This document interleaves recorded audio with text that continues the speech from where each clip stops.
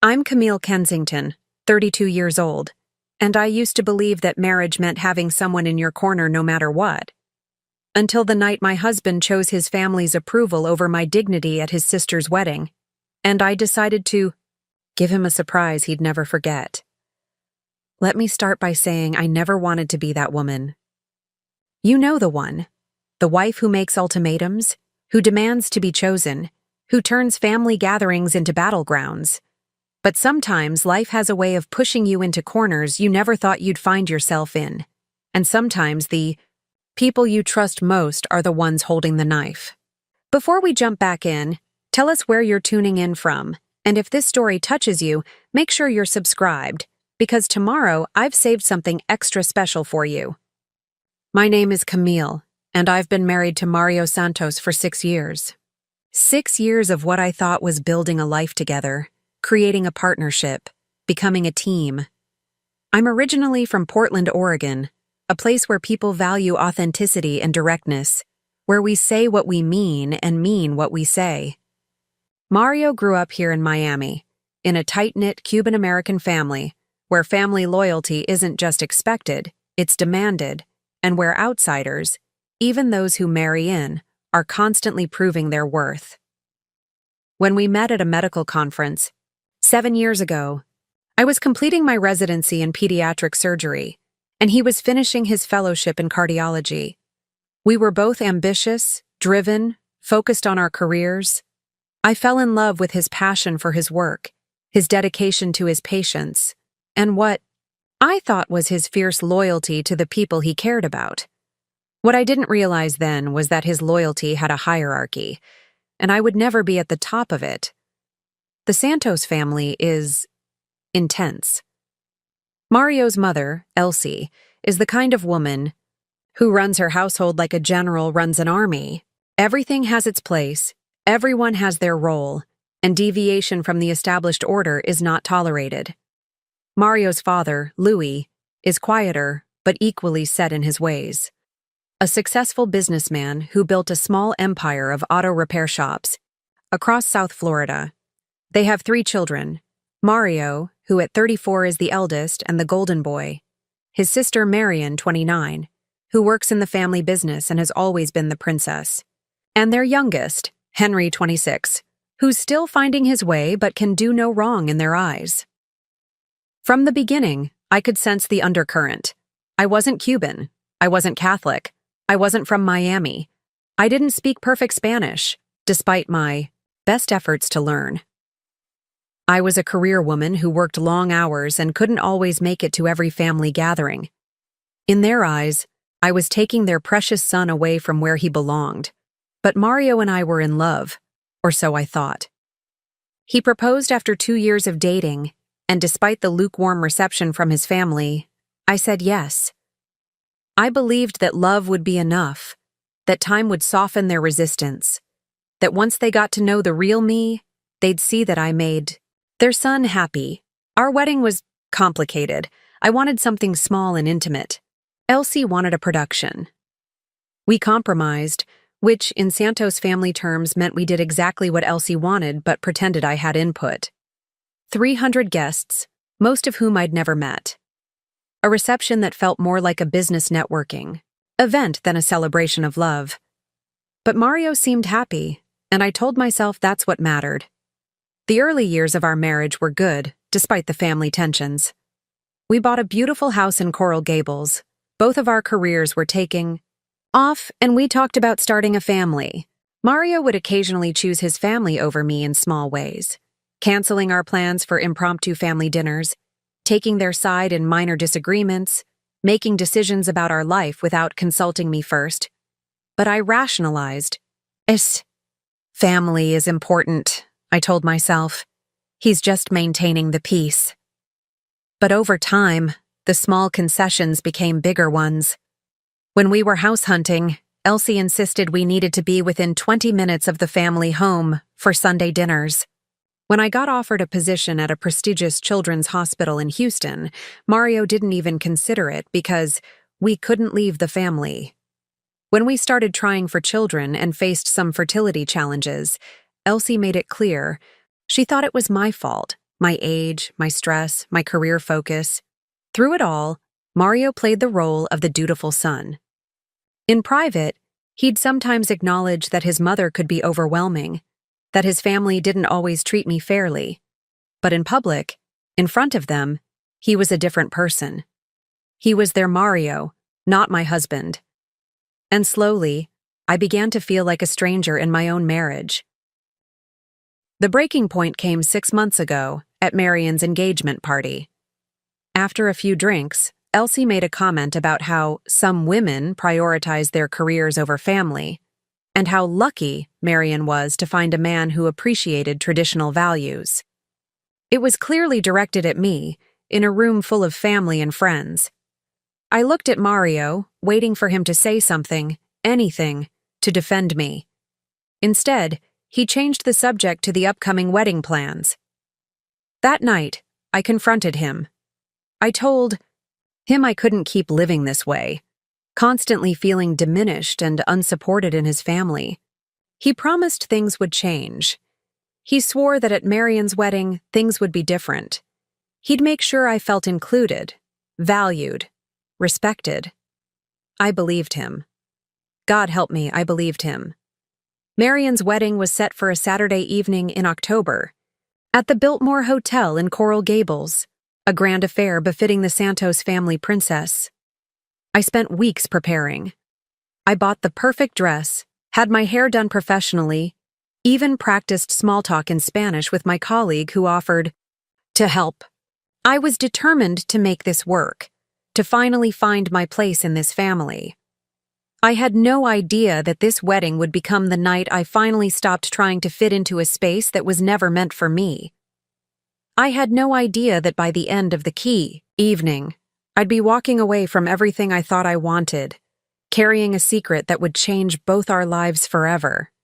Because sometimes, the most important moments in your life don't announce themselves with fanfare. Sometimes they arrive quietly, disguised as just another family gathering, just another opportunity to prove yourself worthy of love you should never have had to earn in the first place. And sometimes, the person you've been trying so hard to become isn't who you're meant to be at all. To understand what happened at Marion's wedding, you need to understand the Santos family dynamics. They operate like a small kingdom, with Louis as the quiet but powerful king and Elsie as the queen, who actually runs everything. In this kingdom, there are citizens and there are subjects, and from day one, it was clear which category I fell into. Mario wasn't always the man who would eventually betray me in front of a room full of people. When we first met at that medical conference in New Orleans, he was confident but not arrogant, family-oriented but not blindly loyal. He talked about his family with love, not worship. He seemed like a man who could think for himself, make his own decisions, chart his own course. But I learned quickly that there's a difference between Mario the individual and Mario the Santos son. The moment we stepped into that family home, for the first time I watched him transform. His posture changed, more deferential. His voice changed, softer, more careful. Even his laugh changed, becoming this nervous thing I'd never heard before. The Santos compound, as I came to think of it, was a sprawling Mediterranean-style house in Pinecrest, complete with a guest house, pool, and outdoor kitchen that could cater a small wedding.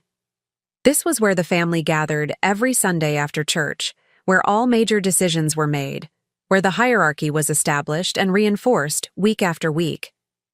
Elsie Santos was born in Cuba, but came to Miami as a child.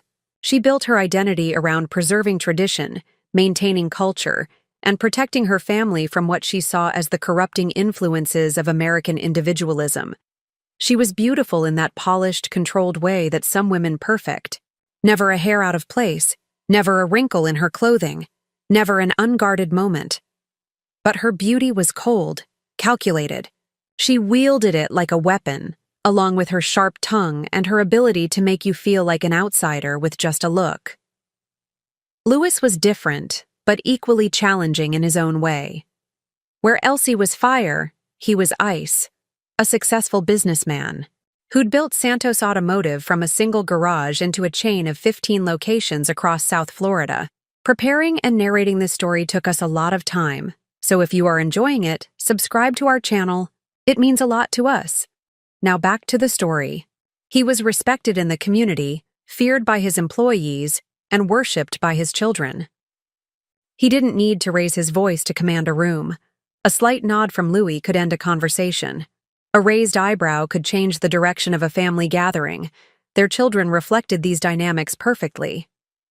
Mario, as the eldest, carried the weight of being the heir apparent. He was expected to be successful, responsible, and above all, loyal. Marian, the only daughter, was simultaneously protected and pressured, expected to be the perfect representation of Santos family values, while also being tough enough to work in the family business. Henry, the baby, got away with things his siblings never could, but also lived with the constant pressure of living up to his older brother's accomplishments. From my first Sunday dinner, I could feel the assessment happening. Elsie would ask seemingly innocent questions about my family background, my career goals, my thoughts on children and marriage. Louis would observe quietly, filing away information for later use. Marian would be politely interested but distant, and Henry would try to lighten the mood with jokes that somehow always seemed to highlight how different I was from them. Mario, caught in the middle, would try to navigate these interactions like a diplomat at a peace summit. He'd redirect uncomfortable questions, change the subject when tensions rose, and afterwards, he'd reassure me that they just needed time to get to know me. "They're protective," he'd say. "Once they see how much I love you, they'll come around." But they never came around. If anything, they became more subtle in their exclusion, more sophisticated in their undermining. Elsie would plan family events on dates when she knew I was working, then act surprised when I couldn't attend. Louis would discuss business matters with Mario in rapid Spanish, excluding me completely even though I was sitting right there. Marian would share inside jokes and childhood memories, creating an atmosphere where I was constantly reminded that I would never truly belong. The worst part wasn't the overt hostility. I could have handled that. The worst part was the way they made me complicit in my own exclusion. They were so careful, so polite, so seemingly welcoming on the surface that questioning their behavior made me feel paranoid, ungrateful, dramatic. When I tried to talk to Mario about feeling left out, he'd point to all the times they'd included me, all the family events I'd been invited to, all the ways they'd tried to make me feel welcome.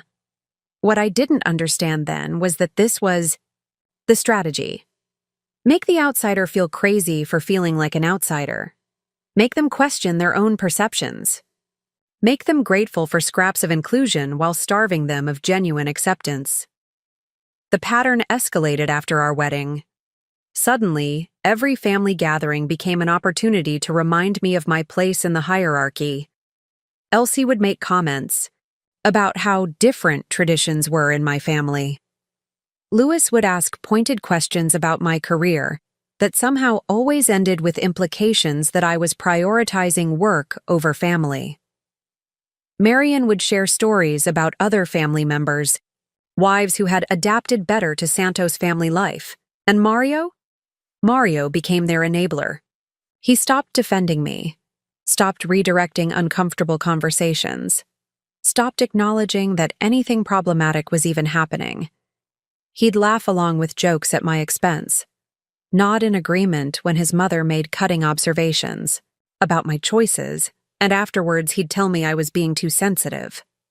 The most insidious part was how they made me believe that earning their acceptance was possible. There was always something I could do better, some way I could prove myself more worthy. If I just learned more Spanish, if I just attended more family functions, if I just showed more interest in their traditions, if I just made myself smaller and more accommodating, then maybe finally I'd be accepted. I spent 6 years chasing that acceptance, not realizing that it was never actually on the table. The seeds of what would eventually destroy my marriage were planted long before I even knew the Santos family existed. To understand how deep their resistance to me ran, you have to understand the story they'd been telling themselves about who Mario would marry, what his life would look like, and what role his future wife would play in their carefully constructed world. Mario had dated before me, of course, but his previous relationships followed a pattern that I was too naive to recognize at first. There was Isabella Rodriguez, his high school sweetheart, whose family owned a successful chain of Cuban restaurants. They dated for 3 years, and Elsie still spoke about her with the kind of wistful affection usually reserved for deceased relatives. "Such a sweet girl," she'd say. "So respectful, so traditional. Her arroz con pollo was almost as good as mine." Then there was Sofia Mendez, who he'd met in college. She was studying education, planning to be an elementary school teacher, a career Elsie deemed perfect for a woman, because it was nurturing and would allow for flexibility when children came along. Sofia spoke fluent Spanish, attended Mass every Sunday, and never questioned Santos' family decisions. That relationship lasted 4 years and only ended when Sofia's family moved to Texas for her father's job. The pattern was clear. Mario was expected to choose a nice Cuban-American girl who would slot seamlessly into the family structure, who would defer to Elsie's authority, who would prioritize family over career, and who would raise the next generation of Santos children to be just as loyal to the family hierarchy as their parents. I was the opposite of everything they'd been expecting, and from the moment Mario brought me home, I could see the shock and disappointment in their eyes. I wasn't just different, I was their worst nightmare. An independent, career-focused woman who had opinions, who asked questions, who didn't automatically defer to family authority. But there was something else, something deeper than just cultural differences or career conflicts. The Santos family had built their identity around the idea that they were better than other families, more loyal, more traditional, more successful. They wore their closeness like a badge of honor, their Sunday dinners like proof of their superiority over families that had lost their way in American individualism. My presence threatened that narrative. Here was their golden son, their heir apparent, choosing an outsider over the carefully vetted options they'd been grooming him toward.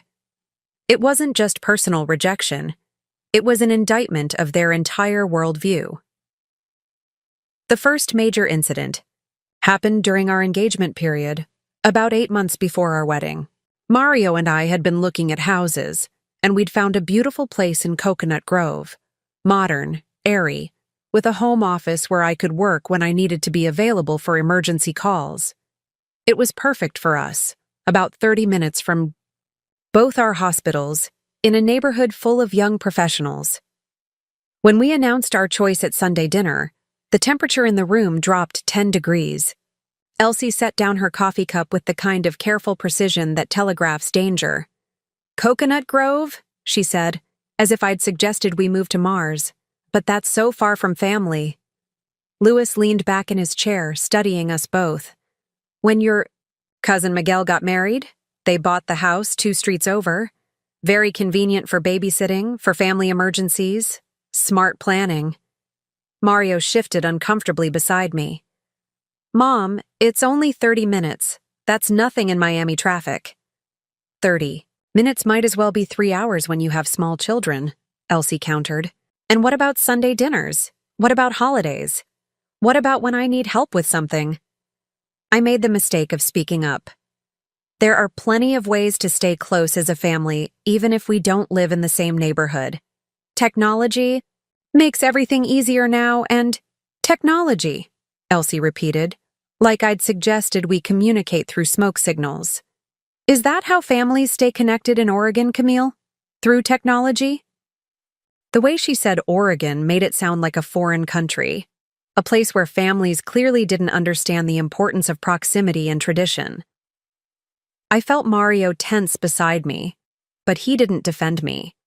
He didn't point out that my family was close despite being spread across different states.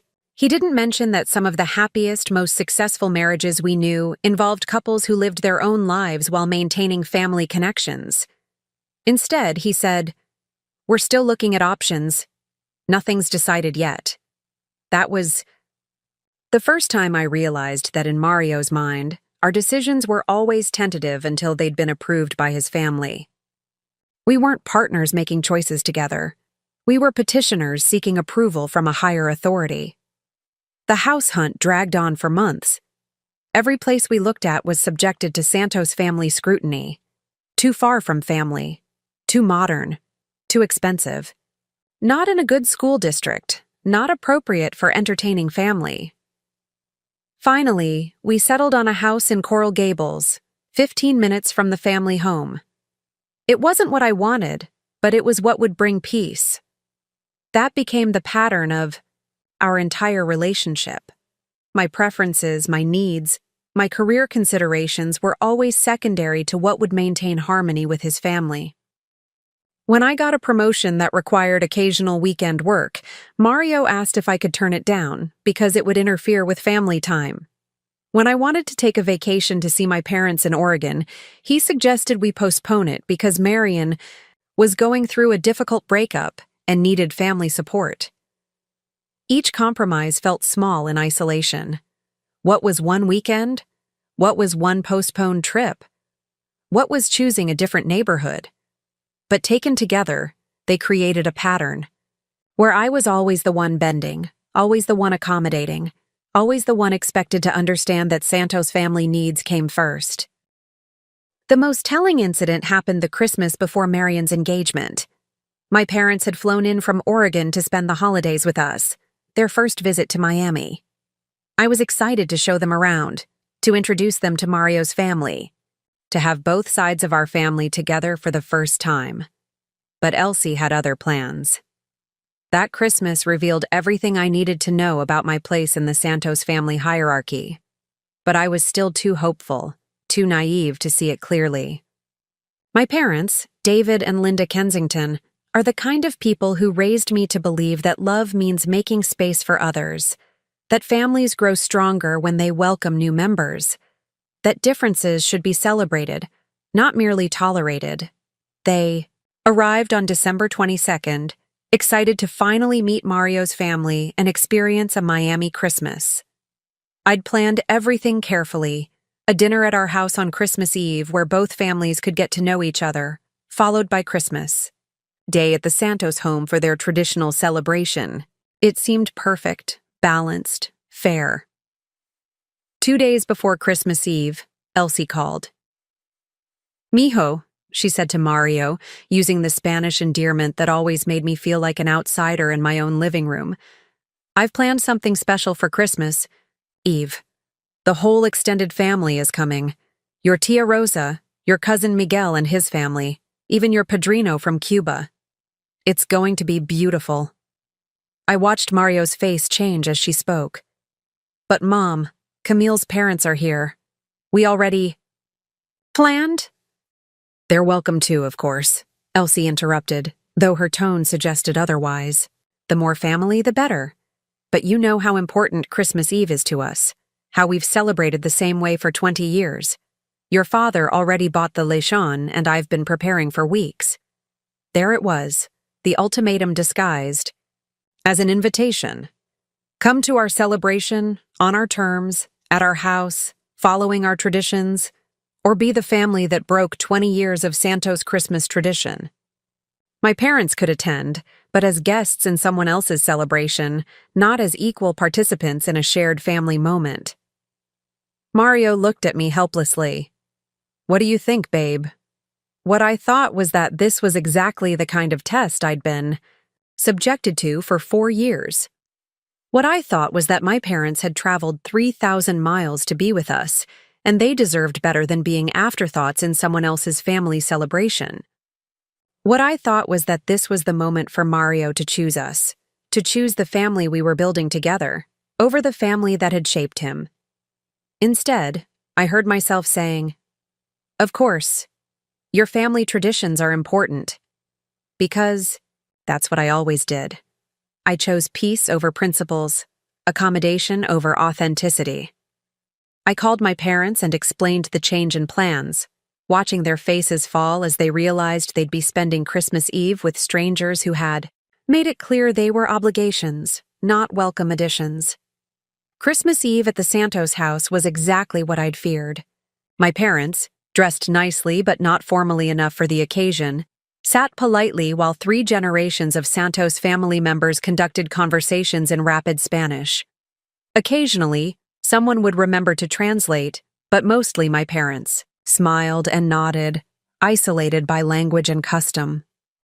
The worst moment came during gift exchange. The Santos family had an elaborate system. Gifts were presented formally, with speeches about the recipient's accomplishments and importance to the family. When it was time for my parents to receive their gifts, Elsie handed them each a generic gift bag with a Santos Automotive baseball cap and a bottle of rum. "For our new family members," she announced, as if my parents were recent additions rather than people whose daughter had been married into this family for 3 years. No speech, no acknowledgement of who they were or what they meant to me. Just the kind of corporate swag you'd give to acquaintances. My father, ever gracious, stood up to thank her. "This is so thoughtful, Elsie. We really appreciate being included in your family traditions. Linda and I brought something for you too." But Elsie had already moved on to the next gift, dismissing my father mid-sentence with a wave of her hand. "Oh, how sweet. You can just put it under the tree." I watched my father's face close down, that polite mask he wore when he was deeply hurt, but too well-mannered to show it. My mother squeezed his hand, both of them understanding in that moment exactly where they stood in this family's hierarchy. Mario saw it too. I know he did because he flinched, but he didn't say anything. He didn't acknowledge the insult, didn't try to redirect attention back to my parents, didn't attempt to create space for their gift to be properly received. He just sat there, caught between his loyalty to his birth family and his love for me, and chose silence. That became the pattern of every family gathering, every holiday, every celebration for the next 3 years. The Santos family would plan events around their traditions, their timeline, their preferences, and I would accommodate.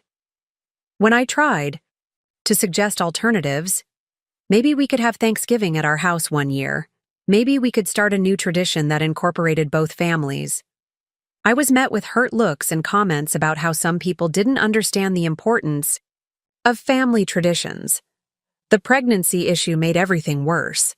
After 2 years of marriage, the questions started. Subtle at first. Comments about how empty our guest room looked, how nice it would be to have little voices in the house. Then more direct. When were we planning to give Louis and Elsie grandchildren? Didn't we know they weren't getting any younger? When we started struggling with fertility, the scrutiny intensified. Elsie began making comments about how stress affected conception, how career-focused women sometimes had trouble prioritizing what really mattered. She shared stories about cousins who'd gotten pregnant immediately after the wives quit their demanding jobs. She suggested doctors, specialists, even a curandera who had supposedly helped several family members. Every failed pregnancy test became a family discussion. Every doctor's appointment was analyzed. Every treatment decision was subjected to Santos, family input. Mario, caught between medical privacy and family expectations, began sharing details I'd asked him to keep confidential. "Mom's just worried," he'd say when I complained. "She wants to help." But it didn't feel like help. It felt like surveillance, like judgment, like another way my inadequacy was being documented and discussed. Looking back, I can see that I spent years trying to solve the wrong problem. I kept thinking that if I could just prove my worth, demonstrate my commitment to family, show them how much I loved Mario, everything would change. I was treating their rejection like a misunderstanding that could be cleared up with enough effort, enough accommodation, enough sacrifice of my own needs. My first major attempt at integration came during my 3rd year of marriage.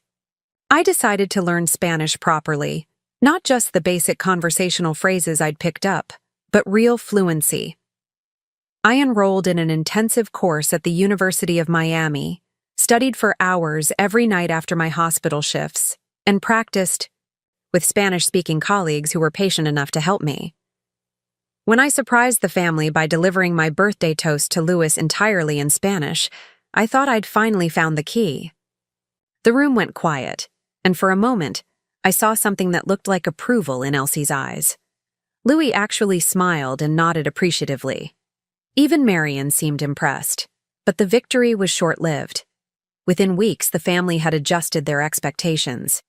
Now that I could understand Spanish, they began speaking it exclusively around me, conducting entire conversations as if I weren't there.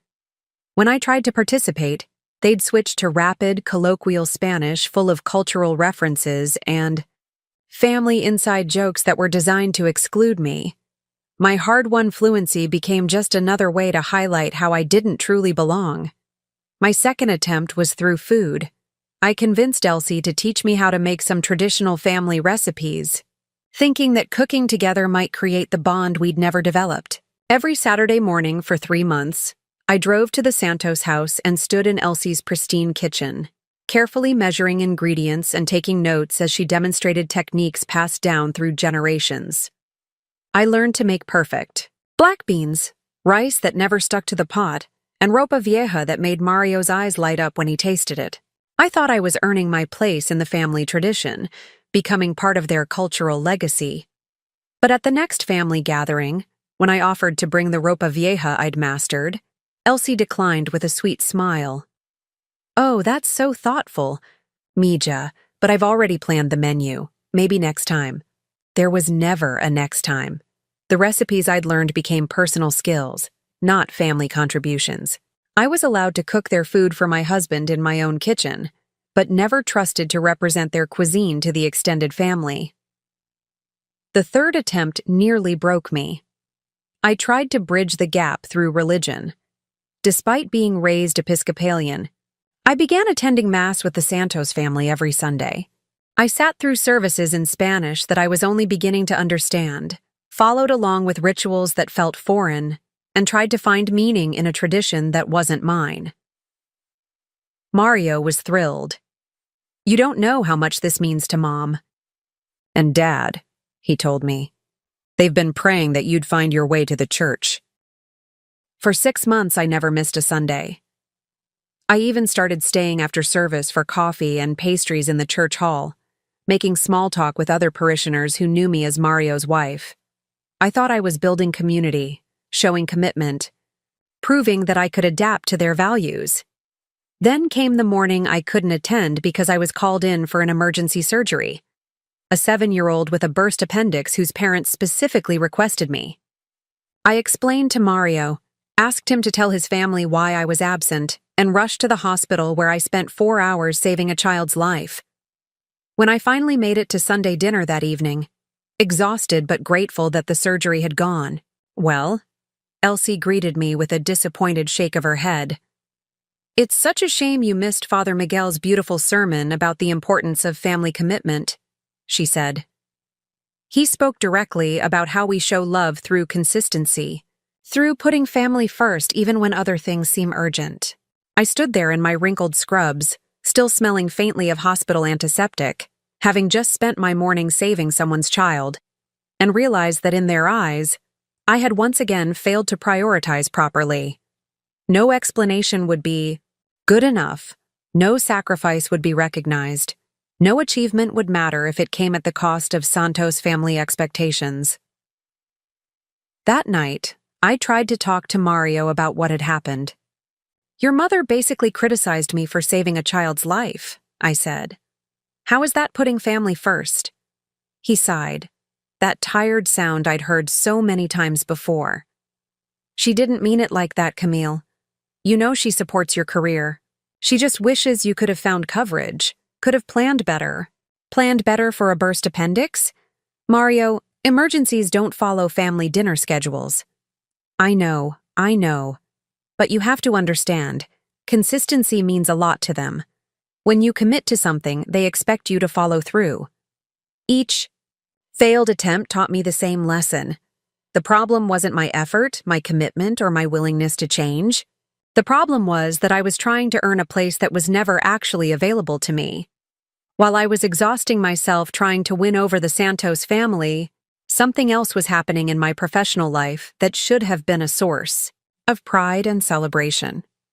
I was succeeding beyond my wildest dreams, building a career that any surgeon would envy, and making a real difference in the lives of children and families. But every achievement felt hollow when the people closest to me either ignored it or saw it as evidence of my misplaced priorities. In my 4th year of marriage, I was offered the position of Chief of Pediatric Surgery at Miami Children's Hospital. At 31, I would be the youngest person ever to hold that role and only the second woman in the hospital's 40-year history. The offer came after I'd successfully pioneered a new minimally invasive technique for correcting congenital heart defects, a procedure that reduced recovery time by 60% and had already been adopted by hospitals across the country. The technique had taken me 3 years to perfect. I'd spent countless hours in surgical simulations, worked with biomedical engineers to develop specialized instruments, and collaborated with colleagues from around the world to refine the approach. The breakthrough came during a particularly challenging case. A 3-year-old girl named Sophia, with a complex ventricular septal defect that traditional surgery would have required cracking open her entire chest. Using my new approach, I was able to repair her heart through 3 small incisions, each no bigger than a keyhole. Sophia was home within 5 days instead of the usual 3 weeks. Her parents cried when they saw her running around the hospital corridor just 48 hours after surgery. That case became the foundation for a research paper that would be cited by pediatric surgeons worldwide. When I told Mario the news about the promotion, his first reaction was pride. He picked me up and spun me around our kitchen, telling me how incredible I was, how much I deserved this recognition. For a moment, I felt like we were a team again, like he saw me the way he used to when we first met. But then came the questions. What kind of hours will you be working? Will you still be able to make Sunday dinners? What about when we have kids? Will this position be flexible enough for family time? I should have recognized the pattern by then. Mario's support was always conditional, always filtered through the lens of how my choices would affect his family's expectations. When I explained that the position would require some evening hours, some weekend availability, and occasional travel to conferences where I'd be presenting my research, I watched his enthusiasm deflate. Maybe you should ask if you can negotiate some of those requirements, he suggested. I mean, you're already successful. Do you really need all the extra responsibility? The irony wasn't lost on me. Mario's own career trajectory had involved exactly these kinds of sacrifices. He'd spent years working 80-hour weeks during his residency, had missed family gatherings for medical conferences, had prioritized his professional development over every other consideration. But when his wife's career demanded the same level of commitment, suddenly it became excessive, unnecessary, a threat to family stability. When we announced my promotion at the next Sunday dinner, the reaction was exactly what I'd come to expect. Polite congratulations followed by immediate concerns about how this would affect family time. Elsie asked if I'd considered turning down the position since we were still trying for children. Louis wondered aloud whether the stress of such a demanding job might be affecting our fertility struggles. It's wonderful that you're so accomplished, mija, Elsie said, using the Spanish endearment that always felt more patronizing than affectionate when it came from her lips. But sometimes women have to choose between career success and family happiness. You don't want to look back and regret missing out on what really matters. What really matters? As if saving children's lives was somehow less important than attending family barbecues. As if the parents who trusted me with their most precious possessions didn't matter. As if the research I was conducting that could help thousands of children in the future was just a hobby that was getting out of hand.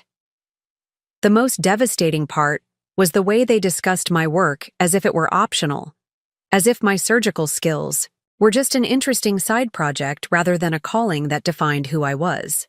They would never dream of asking Mario to scale back his cardiology practice for family time. They celebrated every advancement in his career as proof of Santos' family excellence. But my achievements were treated as potential obstacles to my real job as wife and future mother. The worst part was watching Mario nod along with these conversations. He'd worked just as hard to build his career in cardiology, put in just as many hours, traveled to just as many conferences. But his ambition was seen as noble, necessary, admirable. Mine was seen as selfish. The double standard became even more apparent when Mario was offered a fellowship position that would require him to spend 6 months in Cleveland, working with one of the country's leading cardiac surgeons. The family immediately rallied around this opportunity, discussing how I could take time off to visit him, how we could make the long-distance work, how important this would be for his professional development. No one suggested he should turn it down to focus on our marriage or our fertility treatments. 6 months into my new role, I was invited to present my research at the International Pediatric Surgery Conference in Barcelona. It was a huge honor. The keynote address to 3,000 surgeons from around the world. The invitation came with a personal note from the conference organizer, mentioning that my work was being hailed as revolutionary, that I was being recognized as one of the most promising young surgeons in the field. This was the kind of recognition that could change the trajectory of my entire career. The Barcelona conference was where careers were made, where research partnerships were formed, where the future of pediatric surgery was shaped. Being invited to give the keynote address at my age was unprecedented. When I showed Mario the invitation, I expected excitement, maybe even suggestions for extending the trip into a romantic getaway. Instead, I got a frown and a calendar check. "That's the same week as Marion's engagement party," he said. "You can't miss that. She's been planning it for months, and you know how important it is to Mom and Dad. Mario, this is a once-in-a-lifetime opportunity. Marion will understand." "Will she? Because I don't think you understand how hurt she'd be if you missed her celebration for work." Again. As if my career was just a series of inconvenient obligations that interfered with what really mattered to his family. As if the little girl whose life I'd saved the week before was less important than cocktails and small talk with people who barely tolerated my presence.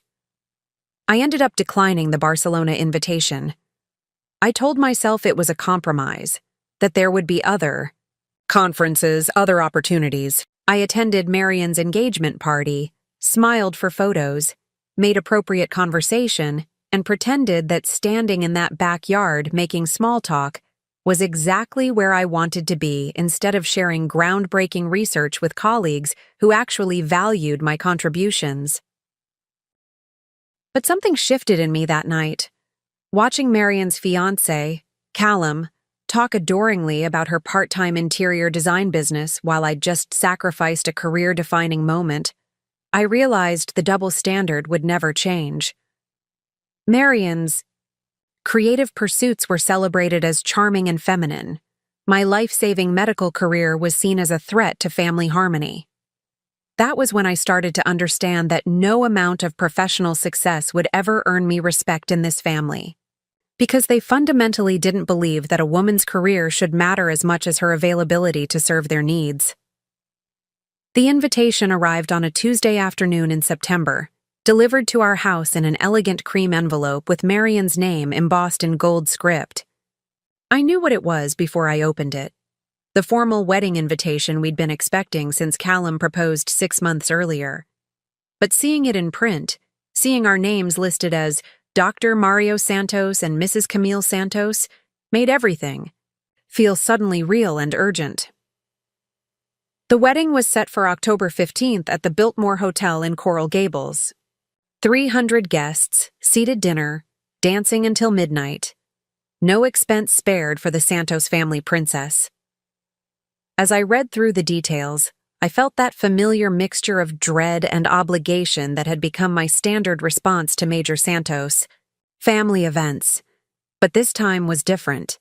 This time I was carrying a secret that changed everything. 2 weeks earlier, I'd gotten the call I'd been waiting for, and dreading, for over a year. Dr. Anderson from the fertility clinic, her voice carefully neutral as she delivered news that should have been joyful. Congratulations, Camille. Your test results are positive. You're pregnant. Pregnant. After 2 years of trying, of tests and procedures and consultations, of monthly disappointments and Santos family scrutiny, I was finally pregnant. Mario and I had dreamed about this moment, planned for it, prayed for it. It should have been the happiest news of our lives. But when Dr. Anderson told me I was 6 weeks along, my first emotion wasn't joy. It was terror, because I knew exactly when conception had occurred, and I knew what that timing meant for our marriage, our family, and everything I thought I understood about my life. The pregnancy had happened during that weekend in late August, when Mario had to fly to a cardiology conference in Chicago. I'd been scheduled to work, but my colleague Dr. Martinez had covered for me at the last minute when his own plans fell through. I'd found myself with an unexpected free weekend, the first in months. That's when I'd gotten the call from James Morrison, a pediatric surgeon I'd worked with during my residency who was now practicing in Boston. He was in Miami for a consultation and wanted to catch up over dinner. James had always been a good friend, someone who understood the pressures of our profession, who spoke my language in a way that Mario's family never would. We'd met at a quiet restaurant in South Beach, planning to grab a quick meal and reminisce about our residency days. But one glass of wine turned into 2, 1 hour turned into 3, and somewhere between discussing challenging cases and sharing our frustrations about work-life balance, something shifted. I won't make excuses for what happened next. I won't pretend it was just the wine, or that I was swept away by passion, or that it meant nothing. The truth is more complicated and more damning than that. For one night, I felt like myself again. I felt interesting, accomplished, valued for who I was rather than criticized for who I wasn't. James looked at me the way Mario used to, before his family's disapproval clouded his vision. We went back to his hotel room. It was a choice I made consciously, deliberately, with full knowledge of what I was doing and what it would mean. For 6 hours, I remembered what it felt like to be with someone who saw my career as an achievement rather than an inconvenience, who was impressed by my accomplishments rather than threatened by them. The next morning, I drove home filled with guilt and confusion, telling myself it had been a mistake, a moment of weakness that would never happen again. I threw myself into work, tried to be a better wife, made extra efforts to connect with Mario when he returned from Chicago. For 2 weeks, I almost convinced myself I could forget it had ever happened. Then came the call from Dr. Anderson. The timing was unmistakable. Mario and I hadn't been intimate in the weeks before his Chicago trip. We'd both been working intense schedules, and our relationship had been strained by another fight about family obligations. But that night with James had been passionate, unguarded, unprotected. A moment of rebellion that had consequences I was only beginning to understand. Now, holding Marion's wedding invitation, I realized I was facing an impossible choice. The wedding was 6 weeks away. By then, I'd be 12 weeks pregnant, past the point where most people started sharing their news. If I attended the wedding, it would mean pretending to celebrate new beginnings while hiding the secret that could destroy everything. If I didn't attend, it would mean explaining why I was missing the most important Santos family event in years. But there was something else, something that made the decision even more complex. James had texted me 3 days after Dr. Anderson's call. A simple message. I can't stop thinking about that night in Miami. When can I see you again? I hadn't responded. I'd deleted the message and tried to pretend it didn't exist. But now, looking at this wedding invitation, I realized I was out of time. I could keep pretending everything was normal, show up to celebrate Marion's perfect love story while hiding the fact that my marriage was built on lies. Or I could find the courage to face the truth about what my life had become. The next 3 weeks passed in a haze of internal turmoil and careful performance. Every morning, I woke up thinking this would be the day I told Mario about the pregnancy. Every evening, I went to bed having found another excuse to postpone the conversation. How do you tell your husband you're carrying a child that might not be his? How do you explain that the gift he's been praying for might actually be the evidence of your betrayal?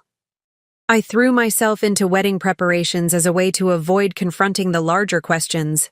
I bought a dress, emerald green silk, that would hide any early pregnancy symptoms while still looking appropriate for such an elegant affair. I made appointments for hair and makeup. I researched gift options for Marion and Callum, settling on an expensive crystal vase that felt appropriately impersonal. I did all the things expected of a supportive sister-in-law while fighting waves of nausea that had nothing to do with morning sickness. The worst part was Mario's excitement. He'd noticed small changes, that I was tired more often, that I'd stopped drinking wine with dinner, that I was more emotional than usual. But instead of connecting these symptoms to the possibility we'd been hoping for, he interpreted them through the lens of stress and overwork. "Maybe the stress is finally getting to you," he said one evening, rubbing my shoulders as I sat at our kitchen table pretending to review patient files. "You've been pushing yourself so hard with this new position. Maybe you should consider cutting back on some of your responsibilities. Always back to work. Even my secret pregnancy symptoms were somehow evidence that my career was too demanding, that I needed to reorganize my priorities." I wanted to scream at him that my stress had nothing to do with saving children's lives and everything to do with the impossible situation our marriage had become. "I'm fine," I said, the lie coming easily after years of practice. "Just tired." But I wasn't fine. I was drowning in a secret that grew heavier every day, and the wedding was approaching like a deadline I couldn't avoid. Every family gathering became a minefield of potential exposure. When Elsie commented that I looked peaked at Sunday dinner, I blamed it on a difficult surgery schedule. When Marion mentioned that I seemed distant during wedding planning discussions, I apologized and promised to be more engaged. The irony wasn't lost on me that I was working harder than ever to maintain the facade of being the perfect sister-in-law, just as I was planning to destroy it completely. I helped Marion choose centerpieces, attended her final dress fitting, participated in all the pre-wedding rituals while knowing that this would likely be the last Santos family event I'd ever attend. 2 weeks before the wedding, I finally made a decision. Not about what I would do with the pregnancy, not about whether I would tell Mario the truth, but about how I would handle the wedding itself. I would attend, play the role of supportive family member one last time, and use the event as a deadline for making the bigger decisions about my life. But I knew I needed help. Someone outside the Santos family circle who could give me perspective. I called my sister Rebecca in Portland, the one person who had always been honest with me about my marriage, even when I didn't want to hear it. "Camille?" Her voice was surprised when she answered. I rarely called during the week, and never in the middle of the day. "Is everything okay?" "I need to talk to someone," I said, closing my office door and sinking into my chair. "And I need you to promise me you won't judge what I'm about to tell you." The silence stretched for a moment. Rebecca had always been the practical one, the sister who saw situations clearly and gave advice whether you wanted it or not. But she was also fiercely loyal, and I knew that whatever I told her would stay between us. "What's going on?" I told her everything. The years of feeling excluded, the constant pressure to minimize my career, the way Mario had gradually stopped defending me to his family. I described the Christmas when my parents were treated like afterthoughts, the engagement party where I was publicly criticized for missing church to save a child's life, the Barcelona conference I'd turned down to maintain family peace. And then, my voice barely above a whisper, I told her about James and the pregnancy. Rebecca listened without interrupting, occasionally making small sounds of understanding or concern. When I finished, she was quiet for a long moment. "Camille," she finally said, "what do you want to happen here?" It was such a simple question, But I realized no one had asked me that in years. Not what Mario wanted, not what his family expected, not what would maintain peace or preserve appearances. What did I want? I want to feel like myself again, I said. And as soon as the words were out, I knew they were true. I want to stop apologizing for who I am. I want to stop making myself smaller so other people can feel bigger. And what about the baby? I don't know yet. But I know I can't keep living this lie, and I can't bring a child into this mess without knowing the truth. Rebecca was quiet again. Then, "What are you going to do at the wedding?" That was the question I'd been avoiding. Marion's wedding wasn't just a family celebration. It was a stage where the Santos family would be on display, where their values and traditions would be showcased for 300 guests. It was the perfect opportunity for them to demonstrate their unity, their success, their superiority to families that had lost their way. "I'm going to go," I said slowly, the plan forming as I spoke. "I'm going to play the perfect sister-in-law one last time, and then I'm going to stop pretending." "What does that mean?" I looked out my office window at the Miami skyline, at the city where I'd built a career I was proud of, where I'd saved countless lives, where I'd proven myself over and over again to everyone except the people who were supposed to love me unconditionally. Means I'm done trying to earn a place in a family that will never actually want me there. Rebecca and I talked for another hour, working through the practical considerations of what leaving would look like. She offered to fly down immediately, to be there for whatever came next. For the first time in weeks, I didn't feel completely alone. That evening, I started making quiet preparations. I researched divorce lawyers, looked into temporary housing options, began the mental process of separating my life from Mario's. I wasn't ready to take dramatic action yet, but I needed to know what my options were. I also did something else, something that felt both reckless and necessary. I responded to James's text. "I've been thinking about you, too," I wrote. "Can we talk soon? There's something you need to know." His response came within minutes. "Call me anytime, day or night." As I put my phone away and looked around our perfectly appointed house, the Spanish tile Mario had insisted on, the family photos that documented years of me trying to fit in, the wedding china we'd registered for at Elsie's favorite store, I realized I was already gone. Not physically, not yet, but emotionally, I was already building a different life in my mind. The wedding would be my farewell performance. After that, I would finally find the courage to stop acting. Every day, and the wedding was approaching, like a deadline I couldn't avoid. Every family gathering became a minefield of potential exposure. When Elsie commented that I looked peaked at Sunday dinner, I blamed it on a difficult surgery schedule. When Marion mentioned that I seemed distant during wedding planning discussions, I apologized and promised to be more engaged. 2 weeks before the wedding, I finally made a decision. Not about what I would do with the pregnancy, not about whether I would tell Mario the truth, but about how I would handle the wedding itself. I would attend, play the role of supportive family member one last time, and use the event as a deadline for making the bigger decisions about my life. But I knew I needed help, someone outside the Santos family circle who could give me perspective. I called my sister Rebecca in Portland, the one person who had always been honest with me about my marriage, even when I didn't want to hear it. "Camille?" Her voice was surprised when she answered. I rarely called during the week, and never in the middle of the day. "Is everything okay?" "I need to talk to someone," I said, closing my office door and sinking into my chair. "And I need you to promise me you won't judge what I'm about to tell you." The silence stretched for a moment. Rebecca had always been the practical one, the sister who saw situations clearly and gave advice whether you wanted it or not. "What's going on?" I told her everything. The years of feeling excluded, the constant pressure to minimize my career, the way Mario had gradually stopped defending. me to his family.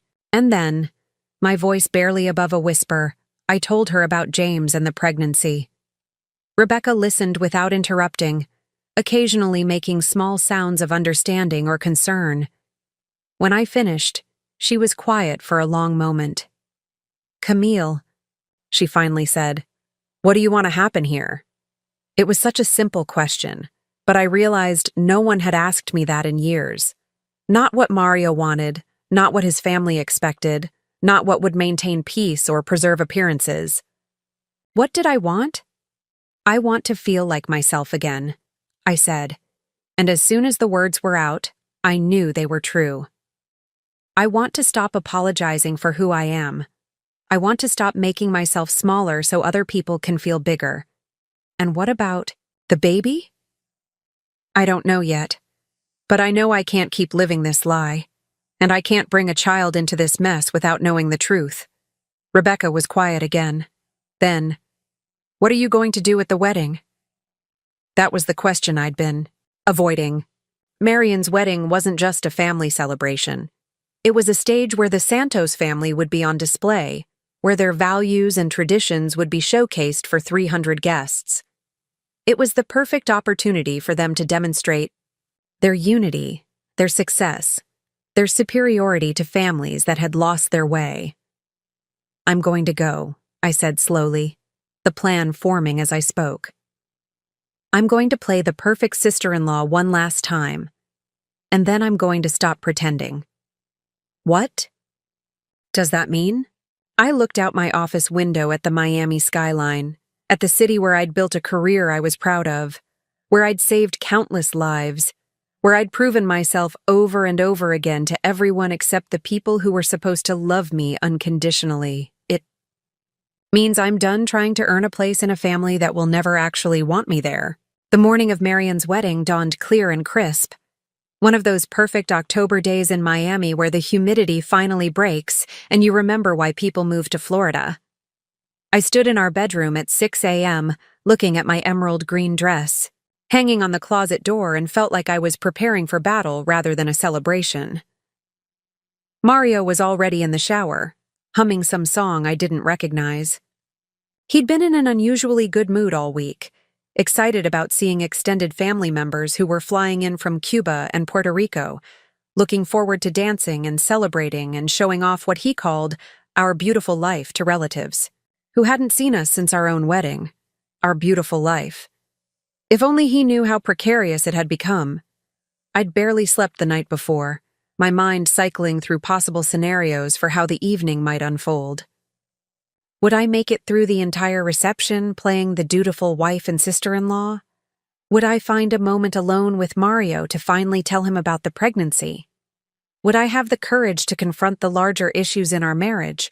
Or would I chicken out and postpone the reckoning for another day?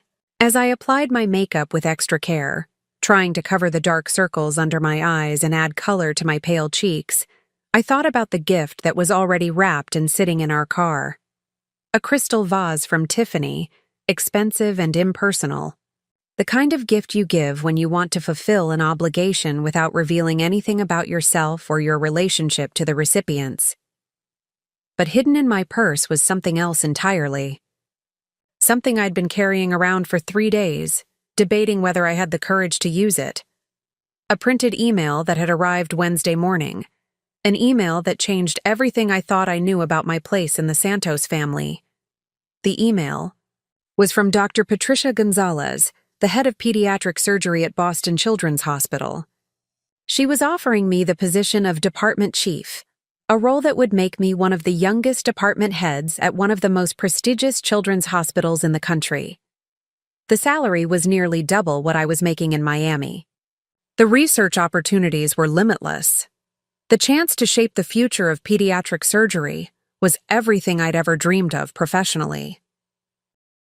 But the timing of the offer felt like more than coincidence. Dr. Gonzalez mentioned that she'd been following my work for years, but that James Morrison had specifically recommended me for the position during a recent conversation about recruiting top talent. James, the man whose night with me had resulted in a pregnancy that could destroy my marriage, was now offering me a way out of the life that had been slowly suffocating me. I hadn't responded to the offer yet. I hadn't even told Mario about it.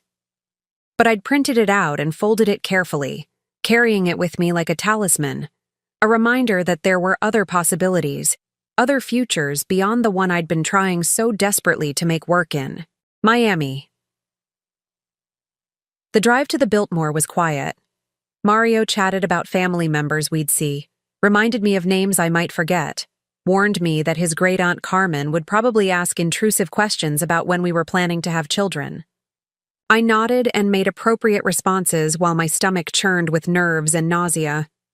"You've been so quiet lately," he said as we pulled into the hotel's circular driveway. "Are you okay? You're not getting sick, are you?" If only he knew. "I'm fine," I said, the automatic response I'd perfected over the past month. "Just thinking about how beautiful everything will be." The Biltmore lobby was already bustling with activity. Santos family members clustered near the elevators, speaking in animated Spanish, their voices echoing off the marble floors and ornate ceiling. I recognized most of them from previous family gatherings, cousins and aunts and uncles who had always been polite to me but never warm, who included me in group photos but excluded me from intimate conversations. Elsie appeared almost immediately, resplendent in navy blue lace, her hair styled in perfect waves, her jewelry catching the light from the crystal chandeliers. She kissed Mario on both cheeks and gave me a brief hug that felt more like a performance than genuine affection. "Mija," she said, stepping back to examine my appearance with the critical eye she usually reserved for floral arrangements and table settings. "You look tired. Are you feeling well?" There it was again, that slightly worried tone that somehow managed to sound both caring and accusatory. As if my appearance was a reflection on the family, as if looking anything less than perfect was a personal failing that might embarrass them in front of their guests. "I'm fine, Elsie. Just excited for Marion's big day."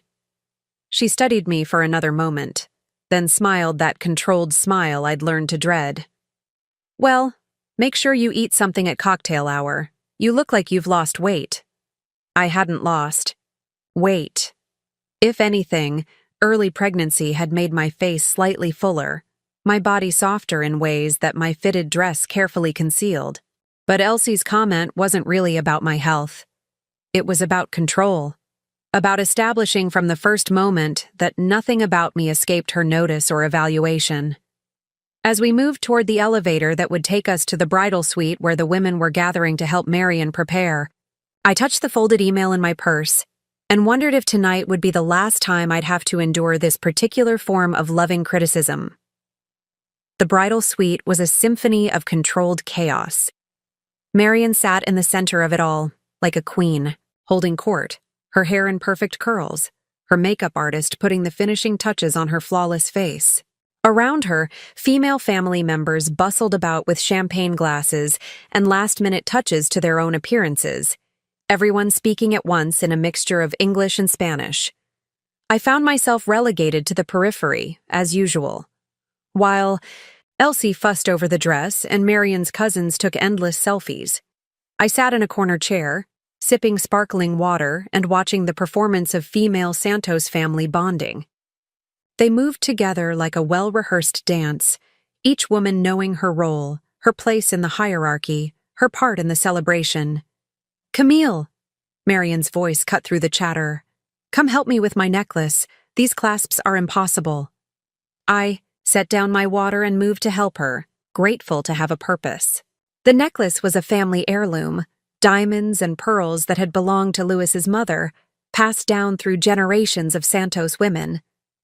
As I worked the delicate clasp, Marion caught my eye in the vanity mirror. "I'm so nervous," she whispered, her voice barely audible over the conversation around us. "What if I mess up the vows? What if I trip walking down the aisle?" For a moment, she looked like the little girl I remembered from early family gatherings, vulnerable and human rather than the polished princess she'd become. "You'll be perfect," I told her, meaning it. "Callum loves you, your family loves you, and you look absolutely stunning." She smiled, a real smile this time. Thank you. And Camille? I know Mom can be intense sometimes, but she really does care about you. She just shows it in weird ways. I finished with the necklace and stepped back, not trusting myself to respond. Honestly, Marion meant well, but she had no idea what it was like to be on the receiving end of Elsie's caring. She'd never been made to feel like an outsider in her own family, never had her choices questioned or her priorities judged. All done, I said instead. You look like a fairy tale princess. The next hour passed in a blur of final preparations and photo sessions. I smiled for pictures, complimented dresses, and made appropriate small talk while my mind raced with thoughts of the evening ahead. Every interaction felt loaded with subtext. Every conversation seemed to carry hidden meanings about family loyalty and proper behavior. The real tension began during the transfer to the ceremony space. As we moved through the hotel corridors, a small army of bridesmaids, family members, and wedding coordinators, I overheard a conversation between Elsie and her sister Rosa that made my blood run cold. She's been so distant lately, Elsie was saying in Spanish, her voice low but not low enough. Always working, never available for family events?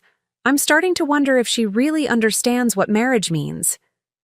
Some women just aren't built for family life, Rosa replied. Too independent, too focused on themselves. Poor Mario is so patient with her. They were talking about me. I was sure of it. The timing, the context, the sympathetic tone when discussing Mario's supposed patience. It all pointed to me being the subject of their concern. I slowed my pace, letting other family members pass me while I processed what I'd heard. Too independent. Too focused on myself, not built for family life. After 6 years of trying to prove them wrong, after countless compromises and accommodations and attempts to fit into their vision of the perfect daughter-in-law, they still saw me as fundamentally flawed, fundamentally unsuited for the role I'd been trying so desperately to fill. By the time we reached the ceremony space, my hands were shaking. The cocktail reception was already in full swing, guests mingling in the hotel's beautiful courtyard, while a string quartet played classical music. Mario appeared at my side almost immediately, handsome in his black tuxedo, carrying 2 glasses of champagne. For the beautiful wife, he said, handing me a glass with a smile. You look incredible tonight. I stared at the champagne, knowing I couldn't drink it, knowing that refusing it would raise questions I wasn't ready to answer. I'm not really in the mood for alcohol, I said. Could you get me some sparkling water instead? His brow furrowed slightly. Are you sure you're feeling okay? You've been off alcohol for weeks now. I'm fine, I said, perhaps too quickly. Just want to stay clear-headed for the evening. But Mario's attention had already shifted. Henry approached, us with his latest girlfriend, a sweet young woman named Sophia, who worked as a teacher and hung on Henry's every word. Within minutes, Mario was deep in conversation with his brother about work, family, and sports, while I stood beside them feeling invisible. The pattern continued throughout the cocktail hour. I was included in group conversations but never central to them. People asked polite questions about my work, but showed little interest in my answers. I was photographed with the family but positioned on the edges, always slightly outside the inner circle. And through it all, I kept thinking about those words, not built for family life. After everything I'd sacrificed, everything I'd tried to become, they still saw me as an outsider who would never truly belong. That's when I realized tonight really would be my last performance as Mario's accommodating wife. The ceremony itself was beautiful, I'll give them that. Marion looked radiant as she walked down the aisle on Louis's arm, her dress flowing behind her like something out of a magazine. Callum's face when he saw her was pure joy, the kind of unguarded emotion that made everyone in the room remember why they believed in love in the first place. I sat in the 3rd row next to Mario, watching this display of perfect family unity, perfect love, perfect traditions being passed down through generations. The priest spoke in both English and Spanish, acknowledging the cultural heritage that was so important to the Santos family. Extended family members dabbed at their eyes with tissues. Even Louis, usually so controlled, seemed emotional as he placed Marian's hand in Callum's. But as I watched this fairy tale unfold, all I could think about was how none of it was real for me. I would never be the bride whose family celebrated her choices. I would never have in-laws who looked at my husband the way Callum's parents looked at Marian. I would never be fully embraced by this family, no matter how many years passed or how many compromises I made. The reception began with all the traditional fanfare. The DJ introduced the wedding party as they entered the ballroom, each couple dancing briefly before joining the head table. Mario and I were included in this procession. After all, we were family. But I felt like an actress playing a role, smiling and waving while feeling completely disconnected from the celebration around me. Dinner was an elaborate affair, course after course of perfectly prepared food that I could barely taste. The pregnancy nausea didn't help, but mostly I was too nervous about what was coming to have any appetite. I made small talk with the guests at our table, smiled at the right moments, laughed at the appropriate jokes, and counted down the minutes until the speeches would begin, because I knew what was coming. I'd attended enough Santos family events to know the pattern. Louis would speak first, offering wisdom and family history. Then Callum's father would say a few words about welcoming Marian into their family. Henry would deliver a humorous best man speech about growing up with his sister. And then Mario, as the eldest son, would give the final family speech. Mario had been working on his speech for weeks, writing and rewriting, practicing in front of our bathroom mirror. He'd asked for my input a few times, and I'd offered suggestions, while knowing that nothing I said would really matter. The speech would be about Santos family values, about the importance of tradition, about how Marian had found the perfect partner who understood what family meant. What I hadn't expected was what Mario would say about me. The speeches began exactly as I'd predicted. Louis spoke about watching his little girl grow into a strong, beautiful woman who had chosen a man worthy of the Santos name. Callum's father welcomed Marian into their family with warm words about the gift of gaining a daughter. Henry made everyone laugh with stories about Marian's childhood determination and perfectionism. Then Mario stood up, microphone in hand, looking handsome and confident in his tuxedo. The room fell quiet, 300 guests turning their attention to the golden son of the Santos family. "Good evening, everyone," he began, his voice carrying easily through the ballroom. "It's an honor to speak on behalf of the Santos family tonight, as we celebrate my sister Marian and welcome Callum into our family." He spoke beautifully about growing up with Marian, about watching her develop into the remarkable woman she'd become. He talked about Callum's character, his dedication to family, his understanding of what it meant to be part of something larger than yourself. And then came the part that destroyed me. "As I look around this room tonight," Mario continued, "I see what family really means. I see commitment, loyalty, and the willingness to put family first, even when it's difficult. Some people understand this naturally, and some people need time to learn it." His eyes found mine across the room, and I felt my heart stop. My wife Camille has been learning what it means to be part of a family like ours. It hasn't always been easy for her. She comes from a very different background, with different priorities. But I'm proud to say that she's finally starting to understand that success isn't just about individual achievement. It's about what you contribute to the people who love you.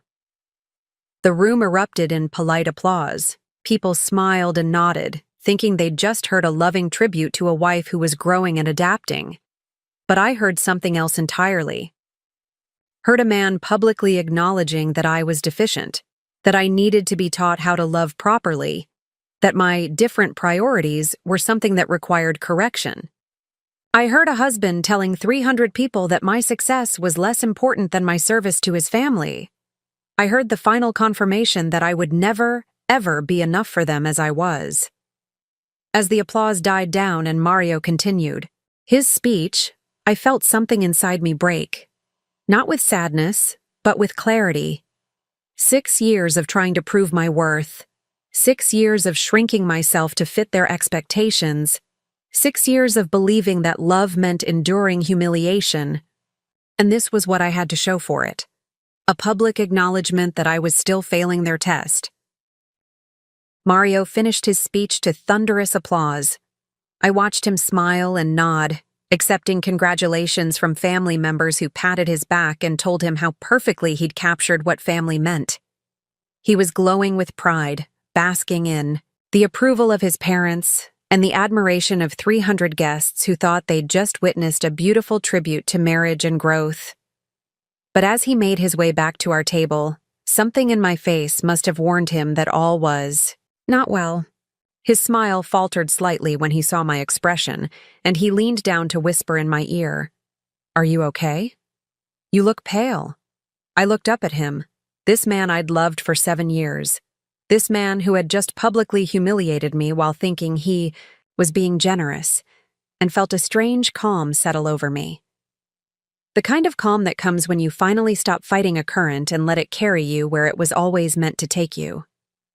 "I need some air," I said, standing slowly and smoothing my dress. "I'll be right back," but I knew I wouldn't be back. At least, not as the same person who had walked into this ballroom. I made my way through the crowded reception hall, past tables of guests still buzzing about the speeches, past the dance floor where Marian and Callum were swaying to their first dance as husband and wife. No one seemed to notice my departure. Why would they? I was just the wife who was finally learning what family meant. The hotel lobby was quieter, populated mostly by business travelers and late-arriving guests. I found a secluded corner with a comfortable chair and pulled out my phone. My hands were surprisingly steady as I scrolled through my contacts and found the number I was looking for. James answered on the second ring. "Camille, is everything okay?" Even through the phone, his voice was warm, concerned, real in a way that reminded me why I'd been drawn to him in the first place. "I'm at my sister-in-law's wedding," I said, my voice calmer than I felt. "And I just realized something important." "What's that?" "I don't want to be here anymore, not just at this wedding, in this life." There was a pause. Then, "Are you saying what I think you're saying?" I looked around the elegant hotel lobby, thought about the ballroom full of people celebrating a love that looked nothing like what I'd been living, thought about the pregnancy I was carrying and the job offer folded in my purse. "James, are you serious about that position in Boston?" "Dead serious. Dr. Gonzalez has been waiting for your answer. The offer stands exactly as we discussed." "And are you serious about us? About wanting to see where this could go?" Another pause, longer this time. "Camille, I've thought about you every day since that night. I know the timing is complicated. I know there are things we need to figure out. But yes, I'm serious about us." I closed my eyes and made the decision that would change everything. I'll be in Boston by the end of the month. "What about Mario? What about your life in Miami?" "My life in Miami isn't really mine," I said. "It's a performance I've been giving for 6 years, and I'm tired of pretending." We talked for a few more minutes, making tentative plans, discussing logistics, acknowledging the complications ahead. When I hung up, I felt lighter than I had in years, despite the magnitude of what I was about to do. I walked back toward the ballroom, but stopped when I reached the entrance. Through the glass doors, I could see the reception in full swing. Mario was at our table, talking animatedly with his cousins, probably still receiving compliments on his speech. Marian was dancing with her new husband, radiant with joy. Elsie and Louis were holding court at the head table, the picture of proud parents. They all looked so happy, so complete, and none of them had noticed I was gone. I pulled the job offer from my purse and unfolded it carefully. Then I walked to the reception desk and asked for a pen and envelope. Mrs. Santos? The desk clerk recognized me from check-in. Is everything all right? Everything's perfect, I said, and meant it. Could I have some hotel stationery as well? It took me 10 minutes to write the letter. I kept it simple, direct, honest. No accusations, no anger, just the truth about what I needed and why I couldn't find it in our marriage. I mentioned the pregnancy. He deserved to know, even if I wasn't sure what would come next. I enclosed the job offer as explanation for where I'd be going. At the end, I wrote, I hope someday you'll understand that this isn't about giving up on family. It's about finally choosing the family I want to build for myself. I sealed the letter in the hotel envelope and walked back, toward the ballroom. The dancing had begun in earnest now, the formal part of the evening giving way to celebration. I could see Mario on the dance floor with Marion, spinning his sister around while she laughed with pure joy. I handed the envelope to Henry, who was standing near the bar with his girlfriend. Could you give this to Mario in about an hour? I asked. It's important, but not urgent enough to interrupt the dancing. Henry nodded, tucking the envelope into his jacket pocket without question. Sure thing, Camille. Everything okay? Everything's exactly as it should be, I said. And then I walked out of the Biltmore Hotel, out of my marriage, and toward the life I was finally ready to claim. I drove, home in complete silence. No music, no radio, just the sound of my own breathing and the hum of the Tesla's electric motor. The roads were mostly empty at 11 p.m. on a Saturday night, and I felt like I was moving through a different world entirely, one where I was no longer Mrs. Mario Santos, no longer the struggling daughter-in-law, no longer the woman who apologized for taking up too much space. Our house looked different when I pulled into the driveway. Same Spanish tile roof, same perfectly manicured lawn, same architectural details that Mario had insisted were classic Miami style. But now it felt like a museum of a life I was no longer living, full of artifacts from a marriage that had ended. The moment I walked out of that ballroom, I changed out of my emerald dress and into jeans and a comfortable sweater, moving through our bedroom like I was packing for a business trip rather than ending my marriage. I wasn't ready to take everything. That conversation would come later, after lawyers and difficult discussions and the messy process of untangling 6 years of shared life.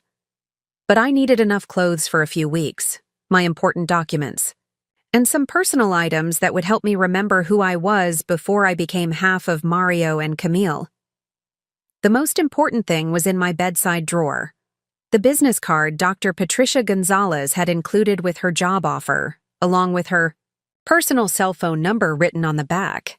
Call me anytime, she'd written. Day or night. This opportunity won't wait indefinitely, but I understand that life changes take time. Life changes take time. If only she knew how quickly everything could shift. I was folding clothes into my suitcase when my phone rang. Mario's name flashed on the screen, and for a moment I hesitated. Part of me, the part that had spent 6 years trying to smooth over conflicts and maintain peace, wanted to answer, to explain, to somehow make this easier for him. But I knew that conversation would only pull me back into the familiar pattern of justifying my choices, defending my needs, allowing myself to be talked out of what I knew was right. So I let it ring. The second call came 5 minutes later, then a third, then a text. Camille, Henry gave me your letter. Where are you? We need to talk about this. Another text. I don't understand what happened tonight. I thought my speech was good. Did I say something wrong? And then, please come back. Whatever this is, we can work through it. I turned off my phone and continued packing. By midnight, I had 3 suitcases in my car and a plan. I would drive to my hotel. I'd already booked a room at a boutique place in South Beach, somewhere the Santos family would never think to look for me. Tomorrow, I would call Dr. Gonzalez and formally accept the position in Boston. I would find a real estate agent to help me find an apartment, preferably in a neighborhood where I could walk to work and build a life that belonged entirely to me. But first, I had to leave something behind. I went to Mario's home office, the room where he kept his diplomas and awards, where he'd practiced his wedding speech in front of the mirror above his desk. On his keyboard, I placed my wedding ring and the house keys. No note this time. The letter I'd given Henry had said everything that needed saying.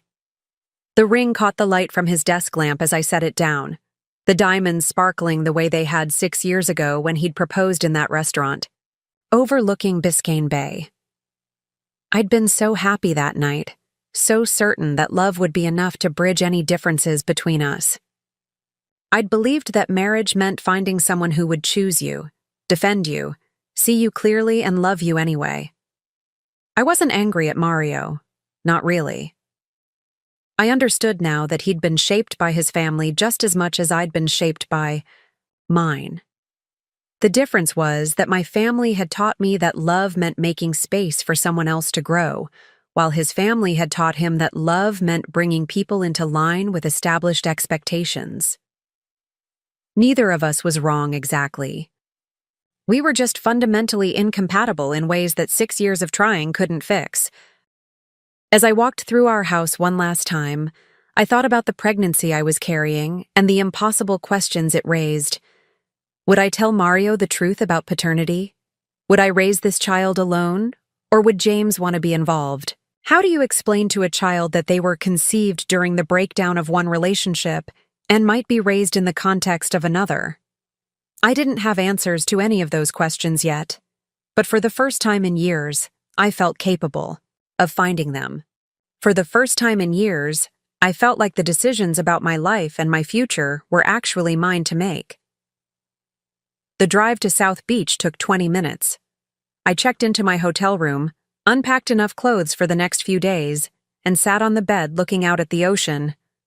Somewhere across the city, Mario was probably still trying to call me. Somewhere, the Santos family was trying to make sense of what had happened to their carefully ordered world. But here, in this room that smelled like sea salt and new beginnings, I finally felt like I could breathe. I slept better that night than I had in months, waking up to sunlight streaming through the hotel curtains and the sound of waves outside my window.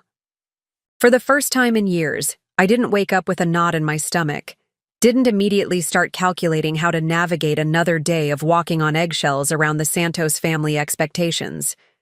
When I finally turned my phone back on around 9 a.m., I had 47 missed calls and 32 text messages. Most were from Mario, ranging from confused to angry to pleading.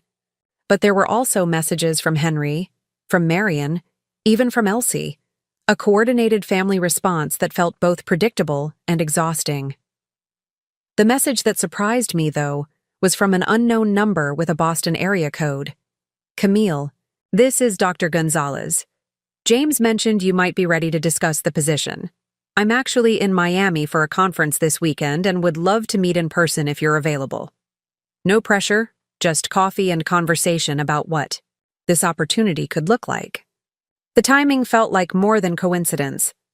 I'd just blown up my life, and here was the person offering me a new one, practically on my doorstep. We met at a quiet cafe in Coral Gables, ironically just a few miles from the Santos compound where I'd spent so many uncomfortable Sunday dinners. Dr. Gonzalez was everything I'd hoped: brilliant, direct, passionate about pediatric surgery in a way that reminded me why I'd fallen in love with medicine in the first place. James tells me you've been working on some innovative techniques for congenital heart defects, she said over our second cup of coffee. The outcomes data from your last 50 cases is remarkable. For an hour, we talked about surgery, about research, about the future of pediatric medicine. She described the department at Boston Children's, the resources available, the collaborative environment where innovation was encouraged, rather than seen as a threat to established hierarchies. Can I ask you something personal? She said finally. James mentioned that you're going through some life changes. Are you sure this is the right time for such a big move? I thought about how to answer that. How do you explain that your life changes aren't obstacles to overcome but liberation to embrace? Dr. Gonzalez, I've spent 6 years trying to make myself smaller so other people could feel more comfortable. I've turned down opportunities, compromised my ambitions, and apologized for being too focused on saving children's lives. This move isn't happening despite my life changes. It's happening because of them. She smiled, the kind of smile that told me she understood exactly what I meant. In that case, I think Boston is going to be perfect for you. We shook hands on a start. Date of November 15th, 3 weeks away. Enough time to wrap up my cases in Miami, find an apartment in Boston, and begin the process of rebuilding my life from scratch. I was walking back to my car when my phone rang again. This time it was Mario, and something made me answer. Camille. Thank God. Where are you? I've been going crazy. His voice was raw, exhausted. I could picture him in our kitchen, probably unshaven, still wearing yesterday's clothes, surrounded by empty coffee cups and the kind of frantic energy that comes from a sleepless night. I'm safe, Mario. That's all you need to know right now. That's all I need to know? Camille, you're my wife. You disappeared from my sister's wedding and left me a letter saying you're leaving me. I think I need to know a little more than you're safe. There was an edge to his voice that I recognized, the Santos family entitlement creeping in, the assumption that I owed him explanations, that my choices required his approval. Mario, did you mean what you said in your speech last night? What? Of course I meant it. Every word. Then you meant it when you told 300 people that I needed to learn what family means, that I come from a different background with different priorities, that I'm finally starting to understand that my individual achievements matter. Less than what I contribute to your family? Silence. Then, Camille, I wasn't criticizing you. I was showing people how much you've grown, how much you've adapted, how much I've shrunk, you mean. That's not fair, isn't it? Mario, do you even remember the woman you married? Do you remember what you used to love about me? Another silence, longer this time. When he spoke again, his voice was smaller. I remember thinking you were the smartest person I'd ever met. I remember being proud of your strength, your independence. And when did you stop being proud of those things? I didn't stop. You did. The moment your family made it clear that those qualities were problems to be solved, rather than gifts to be celebrated, and you chose their comfort over my dignity, over and over again, until I started to believe that maybe I really was too much, too demanding, too focused on the wrong things. I could hear him crying on the other end of the line, and part of me wanted to comfort him, to take back the words that were finally giving voice to 6 years of accumulated hurt. Camille, I love you. I know I made mistakes, but we can fix this. We can go to counseling, Mario, I'm pregnant. The words hung in the air between us, followed by a silence so complete I wondered if the call had dropped. You're… what? I'm pregnant. And before you start celebrating, you should know that the timing means there's a chance this baby isn't yours. The silence that followed my revelation lasted so long I thought Mario had hung up.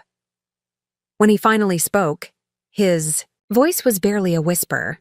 What do you mean it might not be mine? I was standing in the parking lot of the cafe, surrounded by the ordinary bustle of a Sunday afternoon in Coral Gables, families heading to brunch, couples walking dogs, people living their normal lives, while mine exploded into 1,000 pieces. I leaned against my car and told him the truth. All of it. James, the conference weekend, the loneliness that had driven me to seek connection with someone who saw me as valuable rather than problematic. The timing of the pregnancy, the impossible mathematics of conception, the secret I'd been carrying for weeks while watching him plan for a future that might be built on a lie. When I finished, the silence returned. Then, unexpectedly, Mario laughed. Not with humor, but with the kind of broken sound people make when reality finally breaks through their defenses. 6 years, he said. 6 years I've been trying to make this work, trying to keep everyone happy, trying to balance my family's expectations with your needs. And I've been drowning, I finished. And that night with James was the first time in years I felt like I could breathe. So this is my fault? I drove you to cheat because I didn't defend you enough at Sunday dinners?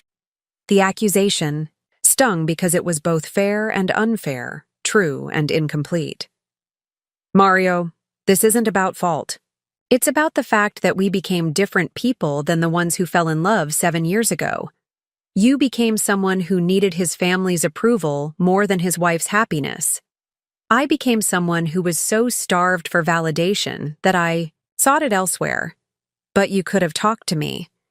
You could have told me how bad things were. I tried. For years I tried. Every time I brought up feeling excluded, you minimized it.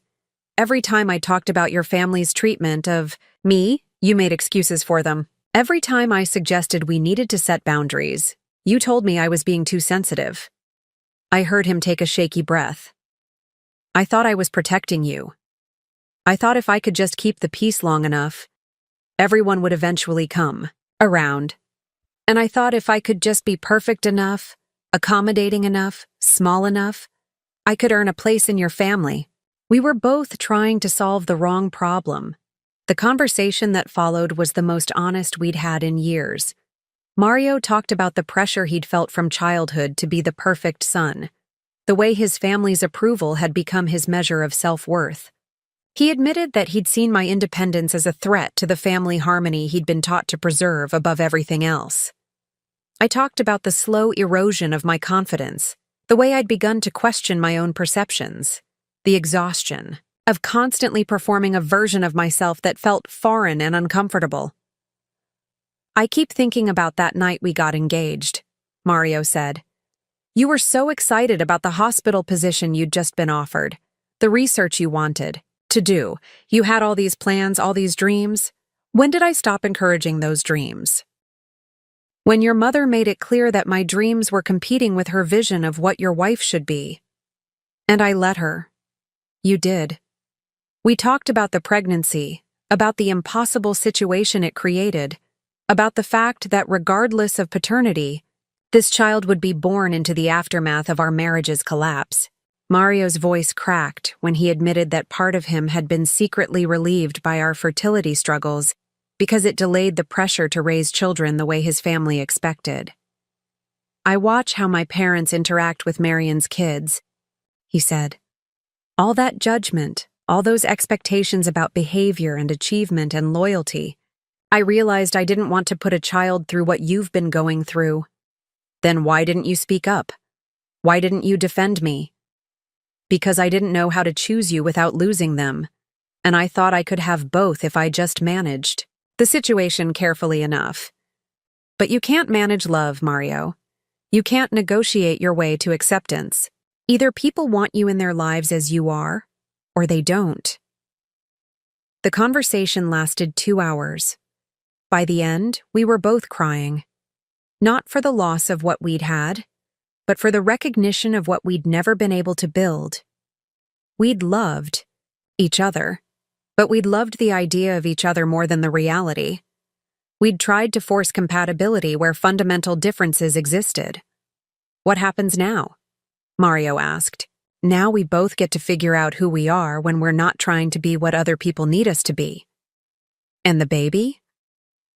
I don't know yet. I need to know the truth about paternity first. After that, we'll figure out what's best for everyone involved, including James? Including James. When we hung up, I felt something I hadn't expected. Relief. Not because the conversation had been easy, but because it had been real. For the first time in years, Mario and I had talked to each other as individuals rather than as representatives of competing expectations. It was the closest thing to love we'd shared in a long time, and it was also clearly goodbye. Moving to Boston happened faster than I'd expected. Within 2 weeks, I'd found a furnished apartment in Back Bay, just 20 minutes from Boston Children's Hospital, in a neighborhood full of young professionals who worked too many hours and ordered takeout more than they cooked. It was the opposite of Miami in every way. Cold instead of humid, urban instead of suburban, full of people who minded their own business instead of managing everyone else's. I loved it immediately. The paternity test results came back on my third day in Boston. I'd driven to a clinic in a neighborhood where I was sure I wouldn't run into anyone I knew, paid cash, and waited for what felt like the longest week of my life. When the envelope arrived at my new apartment, I sat on my unfamiliar couch in my unfamiliar city and opened it with trembling hands. James was the father. The relief I felt surprised me. Not because I wanted Mario to be excluded from parenthood, but because the uncertainty had been the hardest part. Now, at least, I could move forward with clarity instead of questions. I called James first. He was in surgery, but called me back within an hour. "Are you okay?" he asked immediately. "You sounded shaky in your message." "I'm pregnant with your child," I said without preamble. "The test results came back today." Silence. Then, "How do you feel about that?" It was such a perfectly James question, focused on my emotional state rather than the logistics, concerned with my well-being rather than his own shock. It reminded me why I'd been drawn to him in the first place.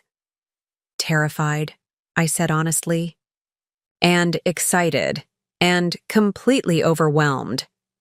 Do you want me to come over? I can be there in 20 minutes. We spent the evening talking about the future, about what kind of parents we wanted to be, about how to build something healthy from such complicated beginnings." James was thoughtful, present in a way that Mario had never been. He asked about my dreams for the baby, my concerns about balancing motherhood with my career, my thoughts about how we could create stability for a child who would be born into an unconventional situation. "I don't expect anything from you," I told him at one point. "I know this wasn't planned, and I know you didn't sign up for suddenly becoming a father with someone you barely know. Camille," he said, taking my hands, "I've thought about you every day since Miami. I recommended you for this job because I wanted you close, wanted a chance to see if what happened between us was real or just a moment of escape. This baby doesn't complicate that. It accelerates it, and I'm ready for that if you are." The conversation with Mario was harder. I called him the next evening, after I'd had time to process the results and think about what they meant for all of us. "It's not yours," I said simply when he answered. "I know," he said, which surprised me. "I think I knew when you first told me about the timing. I just wasn't ready to accept it." "How do you feel?" "Relieved," he admitted.